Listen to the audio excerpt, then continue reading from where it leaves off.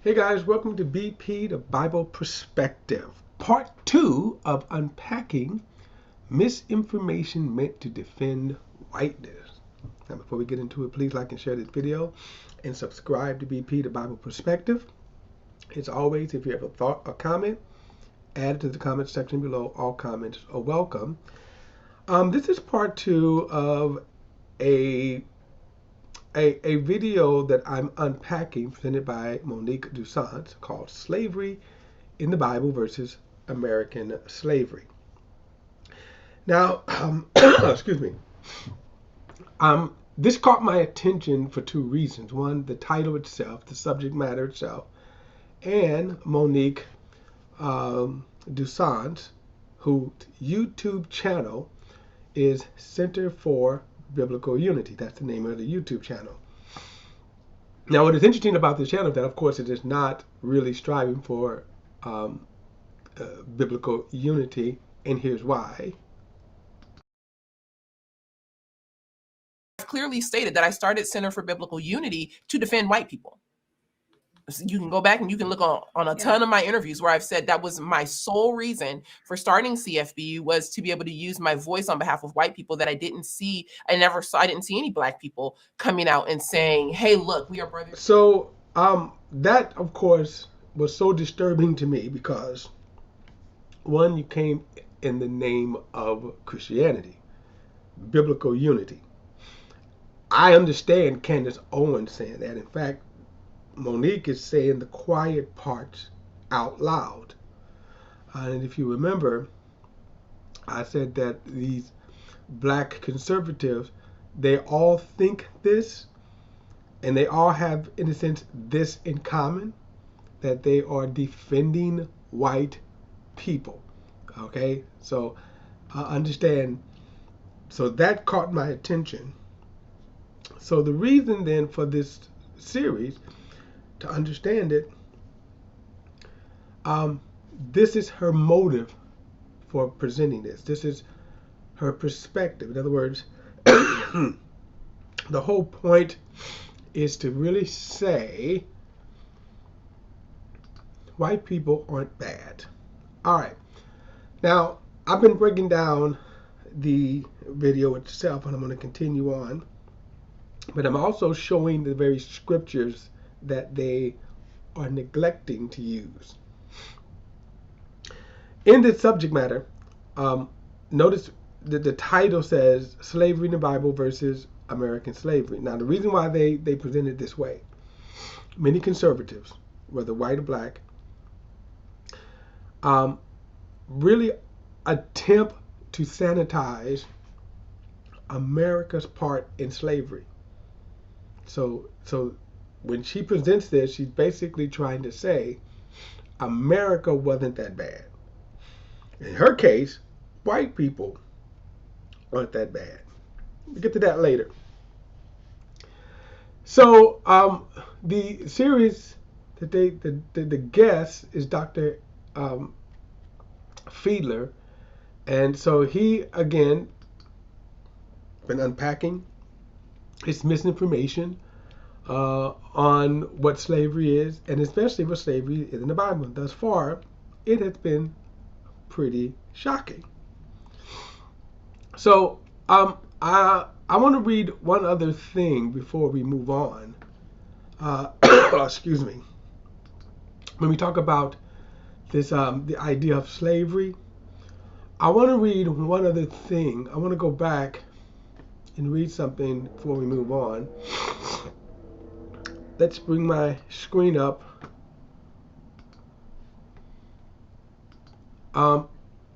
This is in Leviticus 25, verses 44 through 46. And it says, your male and female slaves are to come from the nations around you. From them you may buy slaves. Now get this, because this is something that is a hard truth for people, for Christians. I'm going to do a little explanation after we go through the videos. Verse 45 says, you may also buy some of the temporary residents living among you, and members of their clan born in your country. Now remember that phrase, born in your country, and they will become your property. You can bequeath them to your children as inherited property, and you can make them slaves for life, but you must not rule your fellow Israelites ruthlessly.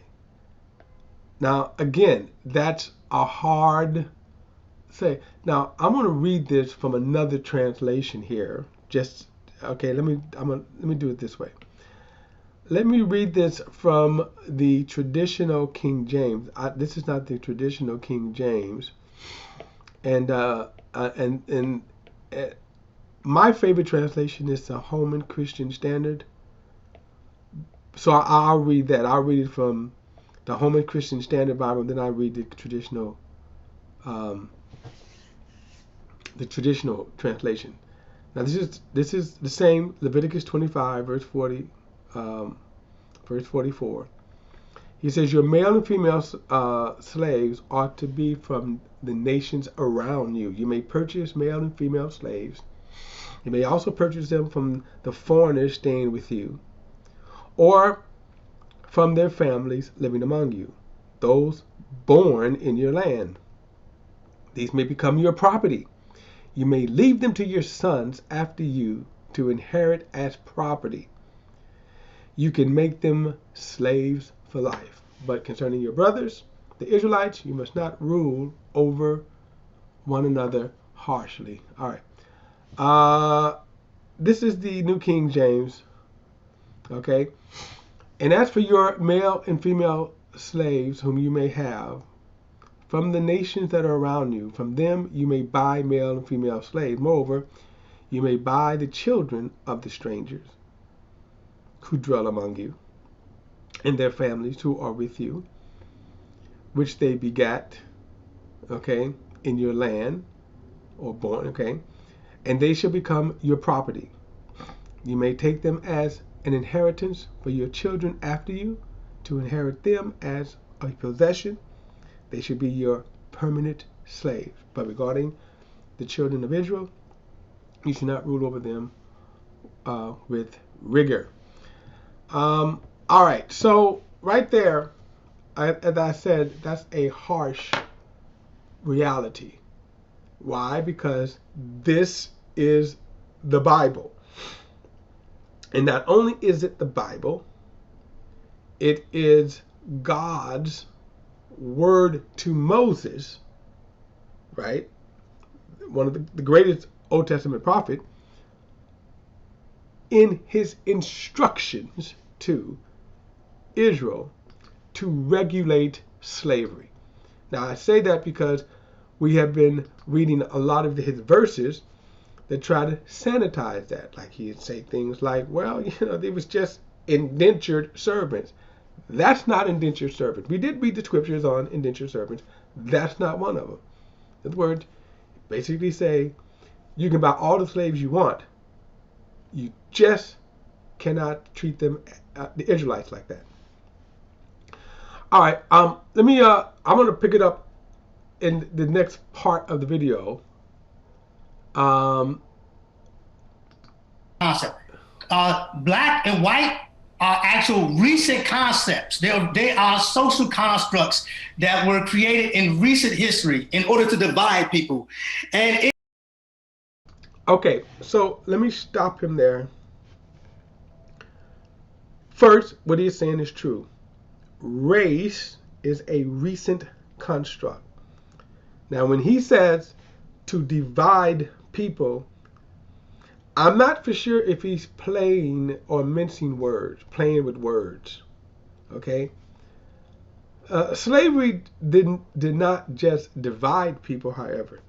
You could say slavery did divide people, but it did a whole lot more than just divide. Remember, it subjugated people. It made them property. It devalued people. It made them less than human. Who did that? Who did that? And by the way, we just read in the Bible where the Bible told the Jews, you could do that, not to your own Israelites. Okay? Let's continue. It is doing a better job dividing us now than it was ever done for slavery. Let me just say that. And I think you're totally wrong. How? How is it worse today than being in 1776, being an African American in chains? You had no rights. I'm going to, in fact, I'll do it now. Let me read from one of the founding fathers. Some of y'all probably can guess what I'm getting ready to read. Thomas Jefferson, right? Thomas Jefferson.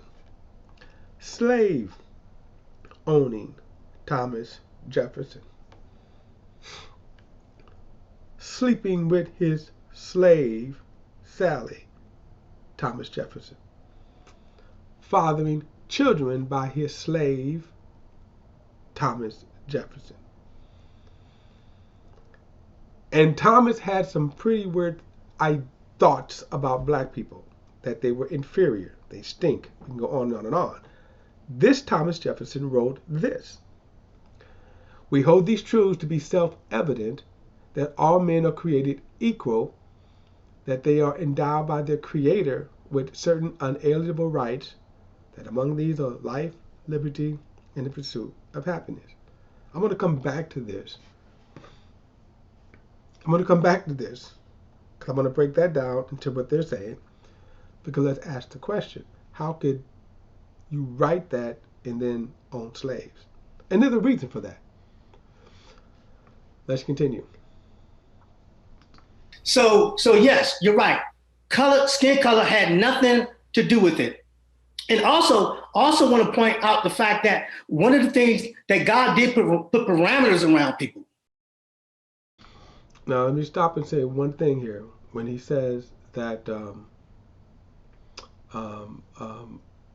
there was no skin color, who introduced the skin color? And not only that, but why did they introduce the skin color? All right, let's continue.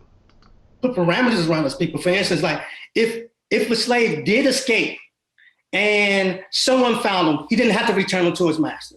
If a slave was beaten and he was, if he died that same day, then that slave master was charged with murder and held accordingly to the way that the Bible deals with people who were murdered. So it always maintains. Okay, let's evaluate his statement, which is misinformation. Okay, so let's look at, let me find Exodus 21. Let's see. Exodus 21.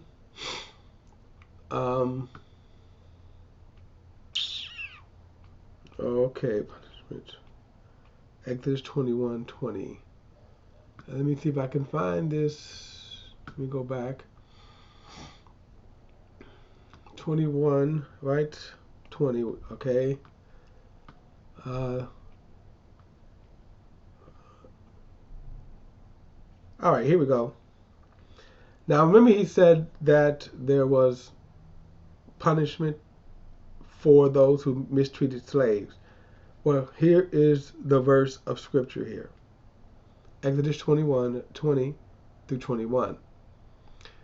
Anyone who beats their male or female slave with a rod must be punished if the slave dies as a direct result. Now, we're not told how they're to be punished. Verse 21. But they are not to be punished if the slave recovers after a day or two, since the slave is his property. Since the slave is his property. See my point, by contradicting what he is saying, you see how they are trying to sanitize slavery in the Bible. Now remember, they haven't even gotten to American slavery yet. Remember, the subject matter is slavery. Now, they might have gotten to American slavery. I'm only going by what she posted with the title here. So I'll concede that she might be going by just that. Okay. Let's go to the last clip. So it always maintained the dignity of the person. And I also want to say, and I think I touched on this, that slavery existed in every culture in the near Middle East. Every culture. All right, hold on. I'm going to go back because it talked about dignity. Let me read the scripture for that when they said dignity. Let me find my verse here. Where are you at? Exodus 21:16. All right, let's find Exodus 21:16.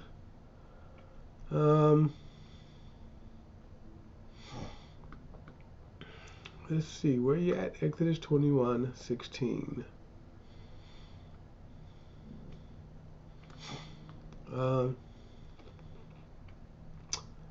Where are you at here? Exodus 21. 16. This what I want here? Exodus 21. Because he said dignity. Oh. Exodus 21. Let's look at verse 7. Now listen to this right here. Now I read this before. Let me read from verse 1. It says, "These are the laws you are to set before them." Now I'm reading Exodus 21, and then I'm going to read down to 7, but I'm going to just kind of give you the context as well. These are the laws you are to set before them. Laws. Now Moses, the lawgiver by God, is given this. If you want to buy a Hebrew servant, he is to serve for you for 6 years, but in the 7th year he should go free without paying anything. If he comes alone, he is to go free alone. But if he has a wife, when he comes, she should go with him. If a master give him a wife, and she bears him sons and daughters, the woman and her children shall belong to her master. And only the man should go free. So where's the dignity in that? Now think about that. In other words, if he comes in this, and by the way, this started off in a indentured circumstances. If he had a wife, if they come after 7 years, they were to be set free, they can go. But if he had kids, if he got married and had kids during the 7 years, the wife and the children belong to the master. This is in the Bible. This is the Bible right here. He said, verse 5, "But the servants declared, I love my master. My wife and my children do not want to go free. Then his master must take him before the judges. He shall take him to the doorpost and pierce his ear with an awl. Then he will be his servant for life." That's also called the bond servant. The term bond servant itself means that he surrenders his will to the will of his master forever. Look at verse 7. "If a man sells his daughter as a servant, she is not to go free as a male servant do." So where's the dignity in that? In other words, you tell me, what is the dignity in this? Right? You tell me what the dignity right here in this is. Right? And then it goes on with some other stuff right here. So here, let's go back to the video. So it always maintained the dignity of the person. And I also want to say, and I think I touched on this, that slavery existed in every culture in the near Middle East. Every culture around them dealt with slavery. If you think about it, just think about it. Every time you hear about people going into captivity, that was slavery. And when people say that the Jews enslaved the blacks around them, I have to say to myself, well, first of all, I know that they weren't different, but also it was the Jews who went into slavery, into captivity in Babylon, who's a descendant of Ham, people of color. They also went into captivity in Assyria, who's a descendant of Ham, people of color. So that definitely had nothing to do with it. Now, I will say that there were times, and like I said, God did not invent slavery, but there were times that God did use it to punish the wicked. God did use it to punish the nations of Canaan because God gave them a lot of time to repent of their wickedness. They didn't do it, so God sent them into captivity under the Israelites. But like I said before, he also sent the Israelites into captivity under other nations as well. So it had nothing. So the point here, and then we can ask, so what was his point? Everybody did slavery. Slavery wasn't something unique. Now again, I don't know if they went further. This is a 5-minute clip, so I don't know if they went further and discussed American slavery. But I'm going to discuss American slavery in light of this. When he says that the American slavery, or he doesn't say American slavery, but that every group of people have had slavery throughout history. Okay, that's true. And we have two problems here that I want to deal with. There are two problems to me. So let's look at the title again, slavery in the Bible versus American slavery. Both are problematic to the Christian. Both are problematic, okay, to our modern day, especially if we attempt to sanitize either one. So let's begin with slavery in the Bible. Because as a Christian, yes, I find that objectionable. As a Christian, it is hard to read that because my first reaction is, why God? Now I understand slavery in the New Testament because the purpose of slavery in the New Testament basically is God uses men everywhere to show their light. Okay. But in the Old Testament, the one time when God could have said, you are my holy nation. You are a nation that is set apart. That's different from all the other nations. And the Bible did say that they were to be different. And yet when it came to slavery, he said, well, slavery is okay. I don't understand that. I can even go so far as to say I don't agree with it. But here's the other thing. I don't have an answer for you as to why God not only allowed it, but regulated it, commanded it. So in other words, it's okay. You can own other human beings as property. I don't understand that. We're not given any explanation as to why God allowed it either. As I said, in the New Testament, we do at least have some reasoning for that. In other words, in every area of life, there are Christians, and wherever area they find themselves, they can shine their lights. That's pretty much the reason for slavery in the New Testament. In the Old Testament, when God boarded off a land and said, these are my people, and yet slavery was okay, as long as you didn't enslave the Hebrewites. Now that said, I don't have an answer for that. There's not an explanation of it in the Bible. Perhaps one day in heaven, God will maybe explain himself.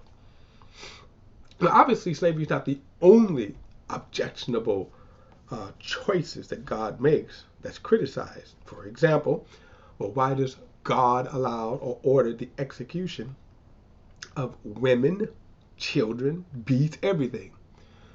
Well, again, we're not given the explanation why. We know why the nations, they're wicked. But the infant children, we don't know. But here's my other thing is, does it change anything as far as who God is? No, it doesn't. If you say, I object to God, that I'm going to reject him, keep this in mind. There are eternal consequences for that. The bottom line for me is God is God. And while I don't understand it, I don't have the position or the right to judge him. And I don't have enough information either, even though reading those verses is very disturbing. I just don't have the answer. And at the end of the day, God is still God. Just like in my home, I'm top dog. I pay the bills. If my children don't like it, guess what? I'm still king in my home. And that may sound like a cop-out, but it's not. I just don't have the answers. And then again, even if I say, well, God, I don't like what you did, he's still God. He's still sovereign. Now, about American slavery, because people try to say then that to try to justify or minimize the impact of the evil of America, today people are saying, well, America is no different than all the other nations. Now, in this video clip, they did not get to the American side. In other words, they really focus on trying to justify or explain slavery in the Old Testament. But that's why they never read any verses either, the verses that I read you. And there were more. But when we come to American slavery, and you saw throughout the video, or heard throughout the video clip, that they kept talking about things such as American, other nations, or that slavery, race wasn't an issue. But what they fail, when they emphasize that, what they fail to realize or to emphasize, even though they know, is that again, who started the whole race issue? So you start with the Europeans and the colonizers, and they singled out race. They singled out one particular race, black race, or black skin, or Negroid. That's what they figured out, and they made that the boogeyman, the evil, inferior. When we come to America, right, America continued the same practices that they brought from European, meaning the targeted race of the African. How do you have slavery? Now, I read this again. I'm going to read this one more time. I'm going to read this again. And this is Thomas Jefferson. He said, "Behold these truths to be self-evident, that all men are created equal, and that they are endowed by their Creator with certain inalienable rights, that among these are life, liberty, and the pursuit of, the pursuit of happiness." Forget, I'm still wrestling with the flu here. Okay, so forget my cough. Okay. So here's the question. How do you write that brilliant piece, right? Brilliant piece that's in our Constitution, while at the exact same time, the exact moment you owned slaves, fathered slaves? How did America do that? And let me just say this. When people say that, well, everybody had slaves, well then one, what you just said was that America is no different than the other nations, that they're just as wicked and just as bad, that they're not exceptional, that it's not a great experience, they're just like everyone else. But that's not what they said, as we just read. You see, the difference in America, in fact, I'm going to say this, America is worse. Because you see, America, unlike these other nations, is the only nation, and I'll stand corrected if I'm wrong, but America is the only nation that has declared what I just read, that all men are created equal. Let's read it again. That all men are created, behold these truths, self-evident, that all men are created equal, and that they are endowed by their Creator, with certain unalienable rights. So no other nation has said this than America. No other nation hung on its doorpost freedom for all. That made America the worst of hypocrites. Now, how did America hold on to racist ideologies that still linger today. As I said in another video, people still think that the curse of Cain is real. We're talking in 2022 here. Well, how did they do that? They did basically 3 ways. Because think about this. How does Thomas Jefferson write that brilliant piece and then say, come on, Sally, it's time to go to bed? Oh, I got, in his lifetime, owned 600 slaves. How do you do that? First of all, you have to condition the mind, what is, of course, called cognitive dissonance. But you have to condition the mind to say, what we're doing is okay. You have to condition the mind and go, though all men are created equal, not these men. But how do you justify that? Because they're men. Well, you have to they did it through laws, right? The Constitution, slave codes, everything else, laws. They also did it through science, so-called. They say that the Negro was inferior in every way to the white man.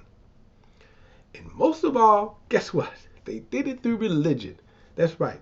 The Christian Bible, these very verses that we read. So that conditioned the mind of American and conditioned the slave to accept his condition, which we still deal with some of the stuff today.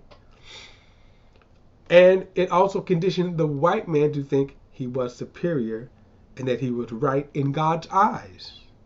Okay? So when we talk about this idea of, even to this day, the lingering effects of slavery, we still have it. It still goes on today. That's why it was most disturbing when she comes along and she says that her sole reason for having her YouTube channel was to defend white people.